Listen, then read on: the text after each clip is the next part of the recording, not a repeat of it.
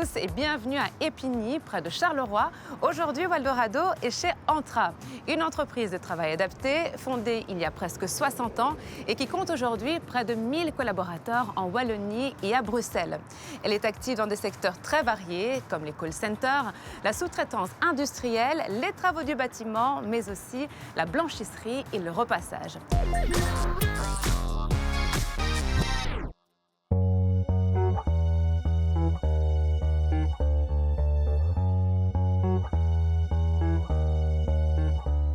Bonjour Jean-Marc. Bonjour Laura. Merci beaucoup de nous accueillir chez Entra, dont tu es le directeur général. Alors pour commencer, est-ce que tu peux nous présenter ton entreprise? C'est une entreprise particulière puisque c'est une entreprise de travail adapté qui emploie environ 1000 personnes. Son objectif, c'est évidemment de créer des emplois de qualité pour des personnes en situation de handicap, mais pour y arriver, elle doit être efficace au plan économique. Et c'est ce à quoi nous nous employons chaque jour. Et vous proposez quel type d'activité? On est actif dans la construction et la transformation de bâtiments, dans des activités de blanchisserie industrielle, de repassage aussi. Nous sommes actifs également dans le conditionnement, dans l'assemblage électromécanique, dans la logistique. Le call center étant toutes sortes d'activités de service au profit des entreprises clientes. Un call center, c'est quand même assez rare, non, pour une entreprise de travail adapté? Alors c'est quelque chose que nous avons hérité du passé et aujourd'hui nous continuons à travailler dans des activités de service comme le call center mais aussi le back office, donc les services que nous rendons pour permettre aux entreprises de se consacrer à leur core business. Et justement, qui sont vos clients? Nos clients, ce sont à la fois des entreprises grandes, petites, belges, internationales, et aussi des particuliers. En fonction des activités que nous développons, nous avons des portefeuilles de clients qui sont diversifiés. Et qu'est-ce qui est important pour qu'une entreprise comme la vôtre fonctionne? Elle doit être crédible au plan économique. Nous consacrons beaucoup de moyens à garantir des niveaux de qualité importants. Nous essayons aussi de comprendre très intimement les besoins de nos clients, que ces besoins soient exprimés ou pas exprimés pour leur proposer des solutions originales. Nous sommes aussi attentifs à créer une relation à long terme avec nos clients. Nous conservons nos clients et nous conservons nos collaborateurs aussi, ce qui est une force. Et nous sommes attentifs aussi à notre environnement, c'est-à-dire que nous faisons en sorte de développer des activités qui ne dégradent pas cet environnement et qui préservent notre planète. Merci beaucoup Jean-Marc. Merci Laura.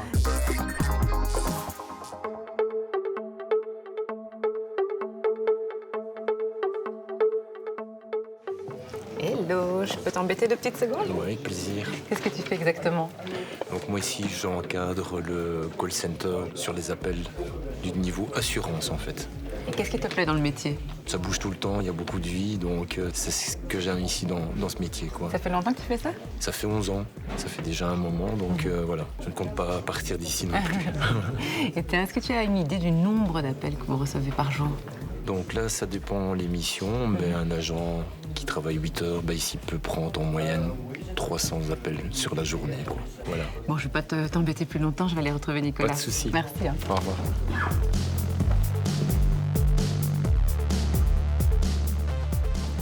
Bonjour Nicolas. Bonjour Laura. Nicolas, tu es account manager dans le call center. Comment s'organise le travail ici? Nos équipes sont réparties en 2 grandes familles. Il y a des appels sortants. On appelle majoritairement des clients. Donc si par exemple, demain tu vas acheter une voiture, tu vas faire un financement, eh bien nous derrière on va appeler pour proposer une assurance qui couvre ce financement. Puis on a tout ce qui est appel entrant. On travaille notamment avec des intercommunales. Admettons, il y a une tempête, ta poubelle n'a pas été prise, tu vas appeler et tu vas arriver chez quelqu'un d'Entra. On va te dire pourquoi, ça n'a pas encore été pris et à quel moment on va pouvoir reprendre ta poubelle. Après, on fait d'autres activités, de la prise de rendez-vous. On travaille pour une autre SBL qui gère le stock de sang. Et donc, on peut appeler des donneurs pour les solliciter quand on est en pénurie. Alors, Jean-Marc m'a dit que vous proposiez aussi un service back-office. On parle de quoi? Donc, par exemple, si tu vas chez un opérateur pour faire un abonnement, eh bien, ça va arriver chez nous. On va tout mettre ici en place d'un point de vue administratif pour que tu puisses bénéficier de ton abonnement dans les plus brefs délais. Alors j'imagine que les collaborateurs doivent être formés aussi. Oui, au niveau du contact center, pour les assurances, on est certifié FEBELFIN. Donc tous nos opérateurs doivent passer une certification officielle en Belgique pour pouvoir proposer des produits qui soient bancaires ou des produits d'assurance. Et au niveau du back-office, on a une maîtrise totale sur plusieurs activités où par moment, nos clients viennent chez nous pour se former. Aussi. Et quel type d'handicap on retrouve principalement ici? Alors principalement, on va être sur de l'handicap physique. Ok. Ça peut être des maladies invalidantes, comme une sclérose en plaques, la maladie de Crohn, ou vraiment un handicap plus physique, des membres inférieurs ou des membres supérieurs. Et quel est ton parcours à toi, Nicolas? Alors moi, j'ai un parcours un peu atypique. Donc j'ai fait les secondaires ici sur Charleroi. Et par la suite, j'ai été un plus autodidacte. Le monde commercial est venu par différentes expériences. Et puis j'ai eu la chance et l'opportunité de rentrer chez Entra depuis maintenant 15 ans pour développer cette belle entreprise. Ben, génial, merci beaucoup Nicolas. Merci Laura.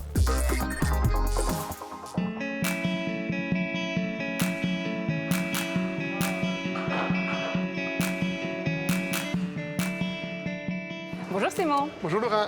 Simon, on a changé de département et on se trouve du côté des activités du secteur industriel, secteur qui est quand même important pour vous. Tout à fait. Donc chez Entra, ça représente plus ou moins 300 personnes avec des activités assez variées comme de l'électromécanique, téléphonie, aérospatiale. Et concrètement, on y fait quoi? Donc on assemble des coffrets électriques, entre autres, des coupes de câbles pour des clients assez variés, mais on fait aussi tout ce qui est le refurbish pour des produits électroniques, entre autres modems et décodeurs pour des grands noms de la téléphonie. Et vous faites aussi de la mécanique? On fait aussi ce qu'on peut appeler de la mécanique. Donc c'est de la découpe et de l'assemblage de coffrets électriques pour des clients, entre autres dans la sécurité, dans tout ce qui est industrie et de l'aérospatiale principalement aussi. Mais ce sont quand même des clients prestigieux. Toutes vos activités sont aussi technologiques? Alors oui et non. Donc on fait des activités relativement qui peuvent être simples. Ça concerne l'assemblage entre autres pour des cercueils en carton. On fait aussi de l'assemblage plus simple, de réétiquetage de canettes par exemple. Voilà, donc on ne fait pas que du très technologique, on fait du plus basique aussi pour des gens qui ont des profils plus compliqués. Et dans tout ça, quel est ton rôle à toi? Alors moi je suis technico-commercial, donc je suis l'account manager, le représentant commercial pour tout le département industrie. Et comment est-ce que les entreprises réagissent quand tu dis que tu travailles pour une entreprise de travail adapté? Alors ça dépend, mais la plupart réagissent très positivement. J'ai travaillé moi dans le domaine industriel depuis plus de 20 ans et c'est vrai qu'il est plus facile ici d'avoir un rendez-vous parce que les gens sont sensibles à la cause qu'on défend. Vous formez aussi vos équipes?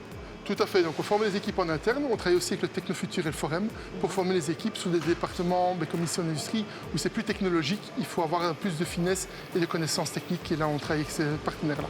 J'ai vu aussi que vous proposiez un service d'insourcing. Qu'est-ce que c'est exactement? Alors l'insourcing, c'est quand une société a besoin de personnel en renfort dans son département, chez elle, on peut proposer de l'aide à ce sujet-là. Okay. Donc on reste dans un rayon qui est relativement restreint, qui est 30 à 40 km autour de notre centre ici, pour le bien-être de nos opérateurs, et on peut venir renforcer les équipes au niveau ouvrier et employé. Merci beaucoup Simon. Avec plaisir.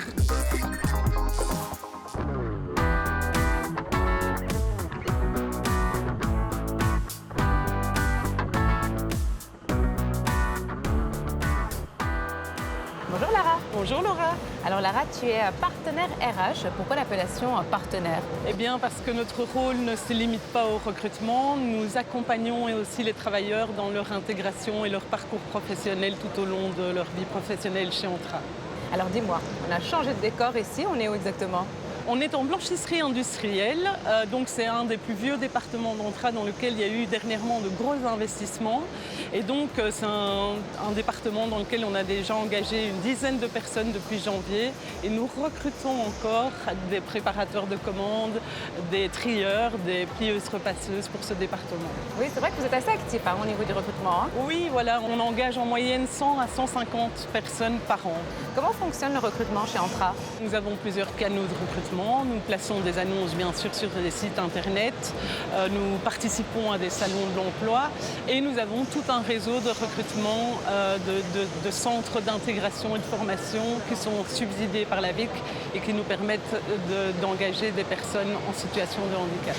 Et quels sont les critères pour intégrer une entreprise de travail adaptée comme Entra?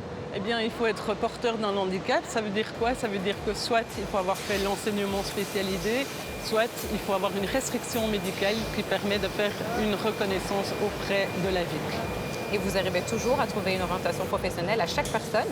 Oui, parce que en fait, les personnes, elles arrivent chez nous, elles sont souvent désorientées et nous, on les reçoit et on va analyser leurs compétences et leurs difficultés et on va leur proposer l'emploi le plus adapté à leurs difficultés et à leurs aptitudes. Et qu'est-ce qui te plaît le plus dans ton métier? Eh bien, ce que j'aime dans cette entreprise, c'est qu'on allie à la fois le business et le côté social. Et donc, c'est ça qui est intéressant, c'est qu'il y a des challenges au quotidien et qu'en même temps, on est proche de l'humain. Merci beaucoup, Lara. Mais de rien. Je vais aller retrouver Jean-Marc pour clôturer l'émission.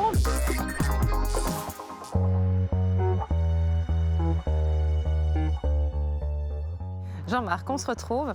Alors, dans les années à venir, comment est-ce que tu vois l'évolution de votre secteur? Je pense qu'on fera face à la même évolution que celle que connaissent les autres entreprises. Nous sommes confrontés à une série de choses qui sont importantes. L'émergence de l'intelligence artificielle, l'augmentation des exigences normatives, le climat socio-économique et pour nous également l'évolution des finances publiques puisque c'est une de nos sources de financement et que ces finances publiques sont sous contrainte actuellement. En tout cas, ce qui est sûr, c'est que vous êtes vraiment la preuve qu'on peut parfaitement conjuguer impact social, performance économique et aussi qualité du service. C'est vrai, puisque nous le faisons depuis 60 ans et qu'en 60 ans, on a beaucoup grandi et on s'est beaucoup diversifié. Nous avons, nous, un objectif social, mais ce qu'il est important d'assurer, c'est le service aux entreprises qui sont nos clients. Et aujourd'hui, je pense que c'est une production qui est extrêmement moderne et importante. Produire du bien-être, produire de l'intégration sociale, produire de la santé, même pour nos clients, c'est une plus-value et c'est une plus-value qui leur est offerte, puisque sur nos activités économiques, nous sommes comparables à n'importe quelle autre entreprise. Ce que nous donnons en plus, c'est offert. Alors on l'a vu, la priorité pour vous, c'est vraiment de créer un emploi de qualité. Mais pour les personnes porteuses d'un handicap, qu'est-ce que cela signifie ? Alors, un emploi de qualité, pour nous, c'est un emploi qui doit répondre à certaines conditions. Il doit être gratifiant, il doit donner de la fierté à celui qui l'exerce. Il doit être rémunérateur, il doit permettre à une famille de vivre normalement. C'est un emploi utile, il s'inscrit dans une perspective économique. Il est évolutif puisque l'état de santé des personnes avec lesquelles nous travaillons peut lui-même évoluer et qu'il faut que nous puissions nous adapter à cet état de santé. Et c'est aussi pour nous un emploi stable, c'est-à-dire que nous conservons les collaborateurs que nous avons à nos côtés sur de longues périodes, le plus longtemps possible, si possible, jusqu'à la fin de leur carrière professionnelle. Et pour l'avenir, qu'est-ce qu'on peut vous souhaiter ? De continuer ce que nous faisons depuis 60 ans dans un climat qui change et qui est de plus en plus exigeant. Pour nous, c'est ce qui est souhaitable, c'est de continuer à faire ce que nous faisons et à créer de bons emplois pour des personnes différentes. Merci beaucoup Jean-Marc. Merci Laura. C'était un plaisir de découvrir votre fonctionnement et aussi les belles valeurs d'Entra. On vous souhaite absolument tout le meilleur pour la suite. Et quant à nous, on se retrouve la semaine prochaine pour découvrir ensemble une nouvelle pépite wallonne. Ciao.